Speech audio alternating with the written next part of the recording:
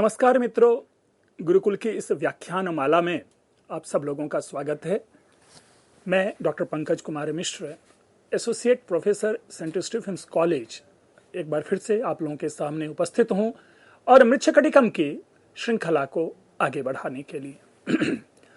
मृच्छकटिकम में हम चर्चा कर रहे थे कुछ ऐसी चीजें जिस पर सामान्यतया हम आप ध्यान नहीं देते, या यूं कहें कि मूल नाटकीय परिधि में वह विमर्श का विषय नहीं बनता, लेकिन नाटक का वह अनिवार्य अंग होता है।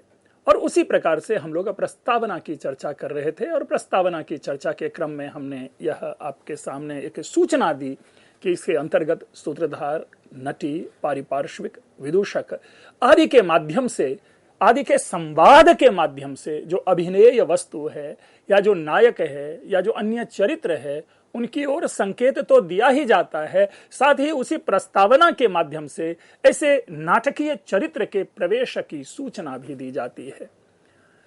इसमें मृच्छकटिकम के संदर्भ में जैसी मैंने पहले सूचना दी थी कि सूत्रधार एवं नटी के द्वारा वस्तु की ओर संकेत दिया जाता है और उस संकेत के माध्यम से ही जो नाटक का विदूषक है मैत्रेय, उस मैत्रेय के प्रवेश की सूचना हमें प्राप्त होती और उसी की सूचना के अनंतर सूत्रधार का प्रस्थान हो जाता है। सूत्रधार प्रस्थान करता है और मैत्रेय अपने विभिन्न वार्तालाप से, विभिन्न प्रकार की हाव भाव से, चाहे उसे भूख लगी हो, चाहे उसे नींद नहीं आई हो, यानी एक तरह से इरिटेटेड एक विदूषक या एक उस रूप में एक जो होता है ना, जो कि वैचारिक रूप से इतस्ततः जो होते हैं, ऐसे विदूषक का मैत्रेय का प्रवेश होता है। और इस प्रस्तावना के पश्चात क्या होता है कि जो नाटकीय कार्य हैं, अर्थात कथानक का विस्तार, पात्रों का अभिनय, यह प्रारंभ हो जाता है। इसके बाद हम देखते हैं ये जो नाटकीय कार्य हैं, ये नाटकीय कार्य कहें या नाटकीय घटना कहें, यह भी दो प्रकार की होती हैं। हम इसे साहित्यिक भाषा में दृश्य और श्रव्य कहते हैं, क्योंकि नाटक जो है वो कई वर्षों की कथा को अत्यंत संक्षिप्त अवधि में हमारे सामने प्रस्तुत कर देता है। महाकाव्य में विस्तार देखा जाता है, 18-18 सर्ग, 20-20 सर्ग, 52-52 सर्ग, 102 सर्ग। तो ऐसे जो सर्ग हैं, इन सर्गों का हम विधान पाते हैं। लेकिन नाटक या प्रकरण में अंकों में विभाजन होता है, वे अंक भी छोटे छोटे होते हैं और उनके संवाद के माध्यम से हमें पूरी कहानी होती है, जो कई वर्षों की गाथा होती है, कई वर्षों की कहानी होती है। तो ऐसे में सारी घटनाओं को मंच पर नहीं दिखाया जा सकता, सारे चरित्रों को भी मंच पर नहीं दिखाया जा सकता। तो इसीलिए जो मंच पर घटित होने वाली घटना या मंच पर दिखाई जाने वाली घटना, इसी तरह से मंच पर उपस्थित पात्र उस नाटक के अभिनय में सामाजिकों के द्वारा देखे जाने वाले जो पात्र होते हैं, वे सारी की सारी चीजें दृश्य है। लेकिन इन्हीं पात्रों के माध्यम से जो हमें संकेत प्राप्त होता है, जिनके विषय में हम जानते हैं, हम उसे श्रव्य कहते हैं। एक सद्य उदाहरण है, बड़ा छोटा सा उदाहरण है। आप किसी को भी अभिज्ञान शाकुंतलम के विषय में पूछ लें तो एक ही बात को अच्छी तरह से जानते हैं कि अभिज्ञान शाकुंतलम में दुर्वासा का शाप है। हाँ भाई, है, बहुत अच्छी तरह से है। शकुंतला को बड़ी ही बर्बरता से शाप देता है दुर्वासा, लेकिन वह दुर्वासा मंच पर नहीं है, वह दुर्वासा नाटक के पात्र ही नहीं है, मुख्य पात्र। वो शब्द के माध्यम से दो पात्रों के मध्य जो संवाद है, उस संवाद से सूचना हमें मिलती है कि दुर्वासा आया था और शाप देकर के चला गया। तो यह क्या है? ऐसी घटनाओं की सूचना हमें श्रव्य के माध्यम से मिलती है। श्रव्य होता है। स्वप्न वासवदत्तम में आपने पाया कि 5वें अंक के अंत में आकर के सूचना दी जाती है उदयन को कि उपेत्य नागेंद्र तुरंग तीर्णे तमारुणिम दारुण कर्म दक्ष विकीर्ण बाणुग्र तरंग भंगे महार्नवाभे युधि नाशयामी।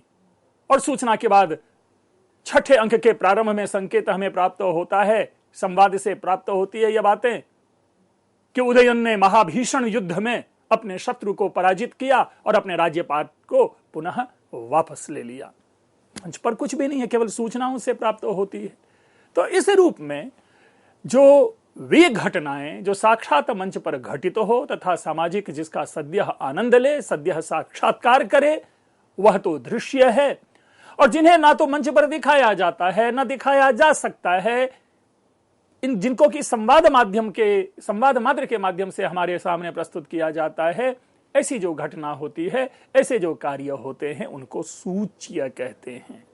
और नाटकों में बहुधा ऐसे जो संकेत है वो 5 के माध्यम से प्राप्त होते हैं, उसको कहा जाता है अर्थोपक्षेपक। मित्रों, ये सारे ऐसे विषय हैं जिनके ऊपर कभी भी किसी भी प्रकार से चर्चा नहीं की जाती। हम आप जब पढ़ रहे होते हैं तो समग्र रूप में अर्थोपक्षेपक क्या है यह नहीं जानते। हाँ, लेकिन हम ये जानते हैं कि यह विष्कंभक है, ये प्रवेशक है, ये चूलिका है। कभी कभी सर आपको अंकावतार अंकमुख के बारे में बताते होंगे। मेरा मूल विषय है कि जो ऐसे जो सूच्य विषय होते हैं उनको अर्थोपक्षेपक के माध्यम से हमारे सामने प्रस्तुत किया जाता है। और उन अर्थोपक्षेपक के क्रम में हम 5 प्रकार के अर्थोपक्षेपक जानते हैं, जिसमें एक है विष्कंभक, दूसरा प्रवेशक, तीसरा चूलिका, चौथा अंकावतार और चौथा 5वां अंकमुख। इसमें से जो विष्कंभक है, इस अर्थोपक्षेपक को सभी जानते हैं। सर्वत्र इसकी चर्चा होती है। और क्यों इसकी चर्चा होती है?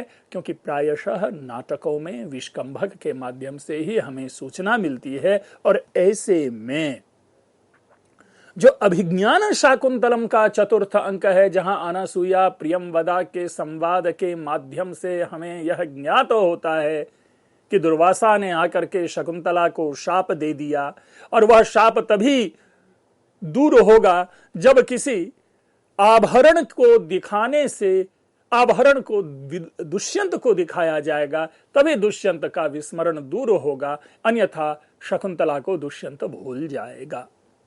यह उन्हीं दोनों के संवाद से संकेत मिलता है। उन्हीं दोनों के संवादों से यह भी संकेत मिलता है कि विवाह के अनंतर, गंधर्व विवाह के अनंतर ऋषियों के द्वारा सी ऑफ कर दिए गए दुष्यंत, अर्थात दुष्यंत आश्रम से चला गया। हमें इसकी कहीं कोई जानकारी नहीं है। 3य अंक के अंत तक हमें लगता है कि सद्य दुष्यंत आश्रम में ही है, लेकिन जब 4th अंक प्रारंभ होता है तो हमें तो पता चलता है कि अद्यैव ऋषभि विसर्जित जो है ना आदि करके जो इतो वहां हस्तिनापुर वो चले गए हैं। और यह अनासूया के माध्यम से हमें प्राप्त होता है संकेत। तो ये विष्कंभक होते हैं। इस विष्कंभक का विवेचन होता है, प्रवेशक का विवेचन होता है। तो जब मैं इसकी टेक्निकलिटी वाला एक अलग व्याख्यान आप लोगों के लिए लाऊंगा तो इसमें इन सारे चीजों का सोदाहरण और केवल मृच्छकटिकम के संदर्भ में व्याख्या प्रस्तुत करूंगा। इसके बाद हम पाते हैं भरत वाक्य। जो भरत वाक्य है इसको समझने की कोशिश करें। प्रायशः नाटक के अंक में जब नाटक की समाप्ति होती है वहां हमें भरत वाक्य प्राप्त होता है। अब यह भरत वाक्य है क्या? प्रायशः हर नाटक में, क्योंकि या तो इसे होना चाहिए था किसी चरित्र के नाम के आधार पर वाक्य रखा जाना चाहिए था, या इसको उपसंहार कह देते, कोई और भिन्न नाम रख देते। लेकिन यह भरत वाक्य कहने से क्या तात्पर्य है? और आज तक प्रायशः क्लास में, कक्षा में मैंने भी कभी ना बताया होगा कि यह भरत वाक्य का अर्थ क्या है। हम सिंपल से एक आइडेंटिटी दे देते हैं, एक प्रॉपर नाउन के रूप में यूज कर लेते हैं कि नाटक के अंत में जो पद्य होता है वो भरत वाक्य है। मित्रों, इसको गौर से सोचना है, ये भरत वाक्य होता क्या है। निसंदेह जो इसका व्याख्या है वो व्याख्या तो यही है कि नाटक के अंत में जब नाटक का अवसान होता है, सारे चरित्र मंच पर आते हैं और उसमें से कोई एक चरित्र होता है, एक पात्र होता है जो आपको उस समय के राजा या उस समय के ब्राह्मण या पूरी प्रजा के सुख और शुभ की कामना करता है। लेकिन पहले इस शब्द को समझ लें। 2 प्रकार से इसके अर्थ किए जाते हैं, किए जा सकते हैं। सामान्यतया एक दृष्टि आती है जहां पर यह कहती है कि भरत का अर्थ है नट, अभिनेता, एक्टर। तो भरत वाक्य का मतलब क्या हो गया? भरतस्य वाक्यम अर्थात नटस्य वाक्यम अर्थात कस्यचिदपि चरित्रस्य वाक्यम नाटकस्यान्ते केनापि चरितेन प्रयुक्तं पद्यम यत् पद्यम शुभ संशयुतम भवति तत्खलु भरत वाक्यम।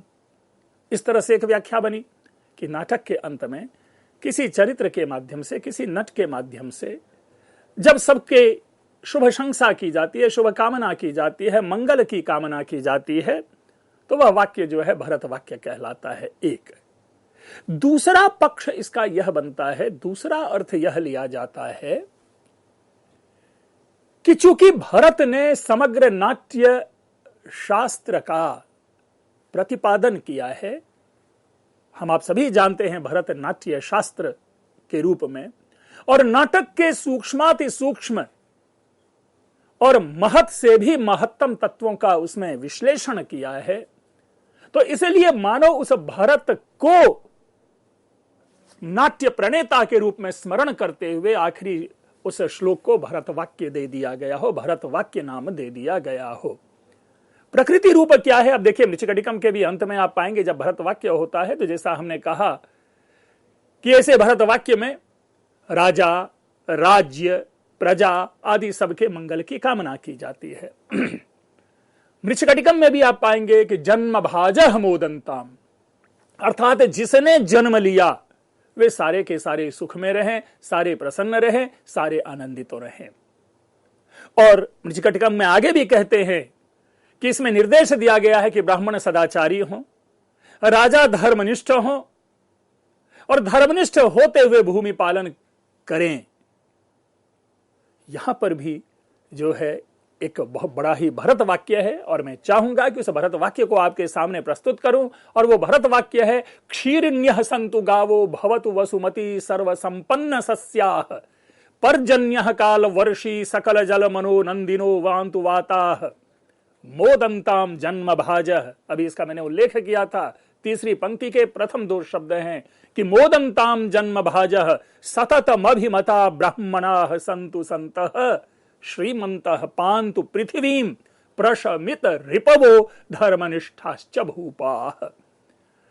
बड़ा ही सुंदर है। मेरे ख्याल से प्रायशः फोकस्ड, इतना फोकस्ड नांदी जो है अन्यत्र प्राप्त नहीं होता। आप अगर पाएंगे भास की नांदी को पढ़ें तो उसमें हर जगह आपको मिलेगा राजसिंह प्रशास्तुना। महाकवि कालिदास भी करते हैं, तो मानो महाकवि कालिदास के मालविकाग्नि मित्रम का जो अंतिम एक वाक्य है वो नांदी की पूर्णता को हमारे सामने प्रकट करता है। जो विक्रमोर्वशीयम का भरत वाक्य है वो भी दो वाक्यों में, छोटे अनुष्टुप छंदों में सर्वस्तरतु दुर्गाणि आदि करके संपन्न कर दिया जाता है। लेकिन जो महाकवि कालिदास ने अभिज्ञान शाकुंतलम में जो भरत वाक्य लिखा है वो पूरी तरह से एक क्रांतिकारी भरत वाक्य है, जिसमें कि पुनः वहां पर भी कहा गया कि राजा प्रजा के पालन की ओर ध्यान दें, और जो विद्वान लोग हैं, जो ऋषि मुनि लोग हैं, वे अपने को ऐसा रखें, अपने वाणी पर संयम रखें। तो देखिए यहां पर क्या है, क्या कहते हैं कि क्षीरिण्यः सन्तु गावः, जो गायें हैं वो दुग्धवती हों, भवतु वसुमती सर्व संपन्न सस्याः, और जो पृथ्वी है वो हर प्रकार की फसलों से संपन्न हो, हर प्रकार के धन धान्य से युक्त हो। पर्जन्यः काल वर्षी, बादल समय पर बारिश करे, सकल जन मनो नंदिनो वान्तु वाताः, और जो हवा है, जो पवन है, वो हर लोगों के मन को आनंदित करने वाले हों, मन को प्रसन्न रखने वाले हों, ऐसी पवन, ऐसी हवा बहे। मोदंताम जन्म भाजः, और जिसने जन्म ग्रहण किया, जो जन्म ग्रहण करने वाले हैं वे, जिसने जन्म ग्रहण कर लिया वे सारे के सारे आनंदित रहें। सततम अभिमता ब्राह्मणाः सन्तु सन्तः, और जो संतः, जो ब्राह्मणाः हैं, जो ब्राह्मण लोग हैं, वो सबके अभिमत हों, सभी उनके बातों को सुने, उनकी बातों पर चले, उनकी बातों को ध्यान पूर्वक सुने। श्रीमंतः यानी राजागण, जो राजा लोग हैं, कैसे राजा? धर्मनिष्ठाश्च भूपाः, श्रीमंत अर्थात लक्ष्मी से युक्त धर्मनिष्ठ जो राजा हैं वे प्रशमित रिपवः, अर्थात अपने शत्रुओं से रहित होकर के शत्रुओं को शांत करके पृथ्वी की रक्षा करते रहें। तो मानो यह एक समग्र, कदाचित मैंने जितना भरत वाक्य पढ़ा है, मुझे इससे सुंदर भरत वाक्य और कोई नहीं लगता, जिसमें कि हर वर्ग, हर तत्व को, चाहे वो प्राकृतिक तत्व हो, चाहे हम आप मनुष्य हो, उन सब के मंगल की कामना यहां पर महाकवि शूद्रक ऑब्लिक महाकवि दंडी ने मृच्छकटिकम के अंत में की है। तो यह भरत वाक्य होता है, और तदनुसार हम आप सभी जानते हैं कि इस भरत वाक्य को जो प्रस्तुत करते हैं मृच्छकटिकम के अंत में, वह प्रस्तुत करने वाला चारुदत्त है। और ऐसा भी देखा जाता है कि जितने भी नाटक होते हैं, उस नाटक के अंत में जो भरत वाक्य होता है, वो प्रायशः नायक या प्रधान चरित्र ही उसकी प्रस्तुति करते हैं। मित्रों, इसके बाद अगर आप नाटक की जो पूरी रंगमंचीय संरचना, अगर नाटक के पूरे समग्रता को देखें, जैसा हम बार बार कहते रहे हैं कि यह जो नाटक है, यह 10 अंकों का प्रकरण है। प्रकरण इसीलिए है कि 10 अंकों का है, और प्रकरण इसलिए भी है कि इसके नायक कोई दिव्य चरित्र नहीं है, कोई क्षत्रिय नहीं है, और इसका नायक या तो वैश्य है या ब्राह्मण है। एक जो विशिष्ट रूप में जो हमारे सामने जो समीक्षा में है, वह 2 प्रकार की भावना देखी जाती है कि मृच्छकटिकम का नायक चारुदत्त है। कोई उसे ब्राह्मण कहता है तो कोई उसे वैश्य कहता है। अस्तु, मूल विषय यह है कि ना तो यह कोई दिव्य चरित्र है, ना तो कोई यह देव है, और ना ही कोई यह विशिष्ट क्षत्रिय राजा है दुष्यंत की तरह। तो इसलिए भी इस 10 अंक के प्रकरण को, 10 अंक के रूपक को प्रकरण नाम दिया गया। अब इसके 10 आप कहें कि इसके 10 जो अंक हैं, हम इन अंकों के ऊपर भी विमर्श कर लें। मित्रों, एक चीज हमेशा ध्यान रखना है, हम जब नाटक पढ़ते हैं या महाकाव्य पढ़ते हैं या प्राचीन कोई साहित्य पढ़ते हैं, हम केवल उसकी कहानी, उनके चरित्र, उनकी भाषा मात्र में गोते लगाते रहते हैं। लेकिन यदि ध्यान से पढ़ें तो इन हर अंक का एक अपना नाम है, एक नामकरण है। हमारा आपका क्या होता है कि साक्षात संबंध 2 या 3 से रह जाता है। एक तो रह जाता है जिसको कि हम मुद्रा राक्षसम के 3 अंक में कृतक कलह नाम से जान लेते हैं, उत्तर रामचरितम के 3 अंक को छायांक नाम से जान लेते हैं, स्वप्न वासव दत्तम के 5वें अंक को स्वप्नांक से जान लेते हैं। रेस्ट प्रायशः संस्कृत नाट्य परंपरा के जितने भी अंक हैं, उन अंकों के नाम के ऊपर में हम विमर्श नहीं करते। आप लोगों की सुविधा के लिए, चूंकि अंकों के नाम पूछे जाते हैं सर्वत्र, अन्यत्र, परीक्षाओं में, कक्षाओं में, इसलिए हमने आपके लिए एकत्रित करके सारे अंकों का नाम यहां मैं प्रस्तावित कर रहा हूं, आपके सामने प्रस्तुत कर रहा हूं। और तदनुसार उन नामों के आधार पर, देखिए, अगर नाम हमें याद हो जाता है, नाम हमारे स्मरण में होता है, तो उस नाम से ही कई सारी कहानी जो है, मुख्य घटना है, उसकी ओर संकेत हो जाता है अंकों का। जैसे प्रथम अंक है अलंकार न्यास। अब ये अलंकार न्यास शब्द देखें तो कई लोग अलंकार न्यास शब्द से इतना मात्र समझ लेते हैं कि अलंकार का मतलब उपमा अलंकार, अर्थांतर न्यास अलंकार, रूपक अलंकार आदि इस अंक में बहुत अधिक है, इसलिए इस अलंकार का नाम अलंकार न्यास है। नहीं, यह चीज दिमाग से पूरी तरह से निकाल दें कि यहां अलंकार का मतलब कोई साहित्यिक अलंकार है, बल्कि अलंकार का अर्थ यहां पर आभूषण है। वसंत सेना का वह आभूषण जिसके चलने से आवाज आती थी, और उस आवाज को सुनकर के जो प्रतिनायक है मृच्छकटिकम के, शूद्रक, और उसका मित्र, उसका जो सहकारी है विट, ये दोनों उसका पीछा करते हैं। इसीलिए वो ध्वनि न सुनाई पड़े तो वसंत सेना अपने सारे आभूषणों को उतार करके अंधेरे में एक पोटली में बांध लेती है, और तब उसे जान बचाते हुए भागती हुई चारुदत्त के घर में पहुंचती है, जहां पर कि वह अलंकार धरोहर के रूप में छिपा करके सोए हुए विदूषक के हाथ में रख करके चली जाती है। और वहीं से नाटक एक अपनी दिशा का निर्माण करना शुरू कर देता है। तो यह है अलंकार न्यास, जो प्रमुख घटना है, जबकि अन्य घटनाएं भी हैं। चारुदत्त की गरीबी का एक दुखद चित्रण है, जिसका वाक्य मैं हमेशा सुनाता हूं चारुदत्त के जीवन का, कि चारुदत्त पहले अत्यंत धनी था, लेकिन किसी दुर्घटना के कारण वह बेचारा अर्थहीन हो जाता है, धन विहीन हो जाता है, और तब वो अपनी दरिद्रता के ऊपर में आंसू बहाते हुए कहता है कि कभी यही चौखट सारस और हंस, ये वही घर है जिस पर कभी सारस और हंस दाना चुनने आते थे, और आज गीदड़ भी रात बिताने नहीं आते। तो ये गरीबी का एक बड़ा एक दुर्दांत, एक बड़ा ही कह सकते हैं भयावह चित्रण है, जिससे सिहरण उत्पन्न हो जाता है कि मनुष्य की गरीबी इतनी भी हो सकती है। अस्तु, सेकंड जो एक्ट है, द्वितीय अंक है, उस अंक का नाम है द्यूतकर संवाहक। अब द्यूतकर संवाहक, द्यूतकर यानी जुआरी और संवाहक जो है वो जुआ खेलने वाला।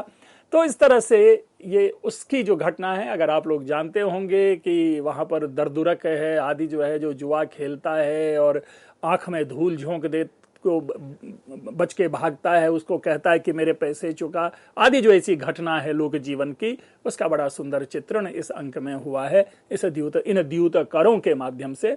तो इसी आधार पर इसका नाम जो है द्यूतकर संवाहक है। तृतीय है संधिच्छेद। अब यह संधिच्छेद जो है ये भी एक घटना विशेष है, जिसके आधार पर संधिच्छेद नाम है। चतुर्थ अंक है मदनिका शर्विलक। नाम से ही स्पष्ट है ये दो चरित्र हैं। मदनिका जो कि वसंत सेना की दासी है, और शर्विलक एक ब्राह्मण है जो मदनिका जो कि गणिका है और गणिका की दासी है, उससे शर्विलक प्रणय करता है। और शर्विलक ब्राह्मण है, जनेऊधारी ब्राह्मण, और अपनी प्रेमिका के लिए वो घर में सेंध लगाता है। अस्तु, वो प्यार क्या से क्या ना बना दे, अगर यह देखना हो तो मृच्छकटिकम के चतुर्थ अंक को पढ़ें, जहां पर कि मदनिका और शर्विलक के प्रणय का एक की उत्कृष्टता है, प्रणय का निकष है, और उन्हीं दोनों के प्रणय के आधार पर इस अंक का नामकरण मदनिका शर्विलक नाम पड़ा। पंचम अंक दुर्दिन है, जिसमें दुर्दिन से मतलब ही है बारिश का मौसम है। एक प्रकार से हम इसमें कुछ श्रृंगार की भी छटा देखते हैं। तो ये जो दुर्दिन है अर्थात बारिश वाला पांचवा अंक है, जिसमें बारिश के संदर्भ में पृष्ठभूमि में कुछ घटनाएं प्रणय आदि की घटती है। छठा अंक है प्रवहण विपर्यय। ये पूरे अंक का जिस्ट है, पूरे अंक का सार है, कह सकते हैं कि क्लाइमैक्स ऑफ द प्ले वह है आपको छठा अंक। प्रवहण यानी गाड़ी, विपर्य यानी बदलना, अर्थात एक दूसरे की गाड़ी का बदलना। अब एक दूसरे किसकी गाड़ी का बदलना? तो जिस पर वसंत सेना चढ़ के जाती है अभिसार के लिए चारुदत्त से मिलने, वो गलती से उस जिस पे जाना है वसंत सेना को, गलती से उस पे जेल से भागा हुआ आर्यक आके बैठ जाता है, और बेचारी वसंत सेना जो है त्वरा में बिना कुछ जिसको कहते अविवेक में वह प्रतिनायक चारुदत्त के गाड़ी में बैठ जाती है, जिसका परिणाम यह होता है कि तथा कथित रूप से जो शकार है वह शकार गला घोंट करके वसंत सेना की हत्या कर देता है। तथा कथित मैं कह रहा हूं, यानी शकार ने अपनी ओर से वसंत सेना की हत्या कर दी है।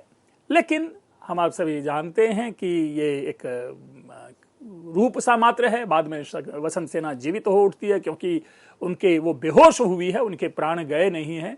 तो जिसको वसंत सेना ने कभी बचाया था वो जुआरियों से, वही जो बौद्ध भिक्षु बन जाता है, तो अपने पानी के छींटे से उनमें फिर से उसकी जो बेहोशी है उसको तोड़ता है और वसंत सेना जीवित होती है। तो एनीवे जो छठा जो है प्रवहण विपर्य का वही है, और वही छठा अंक जो सातवें में आकर के वसंत सेना मर्दन बनता है, जिसमें कि वसंत सेना के गले का मर्दन किया जाता है आदि।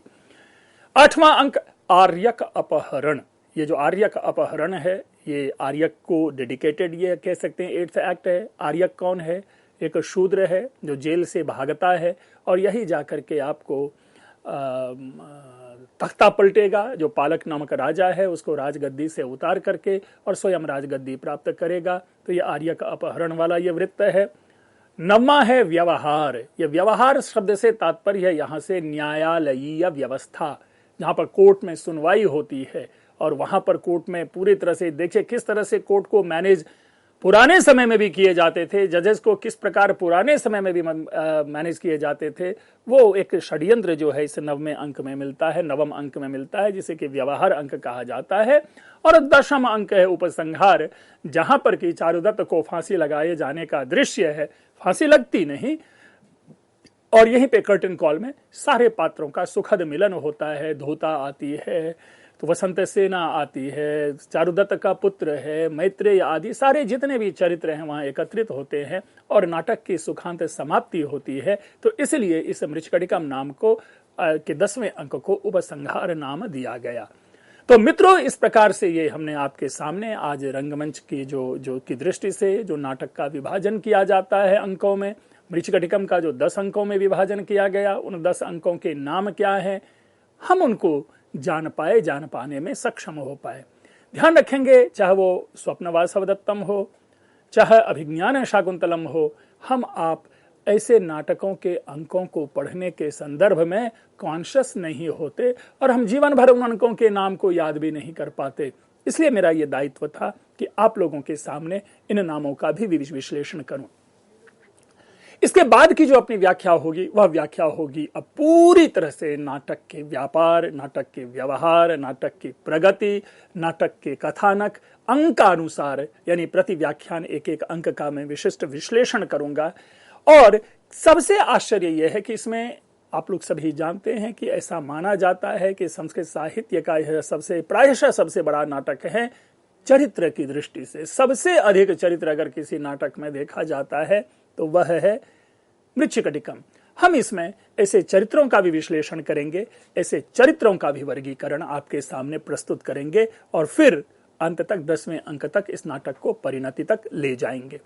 मित्रों, मैं समझता हूं कि ऐसे जो मूल एक केंद्रीय पक्ष है उसको आप लोगों तक पहुंचाने में, मृच्छकटिकम की भूमिका को प्रदर्शित करने में एक यह व्याख्यान आपके लिए आया। आप इस पर विमर्श करें, यह सूचनार्थ यह व्याख्यान था।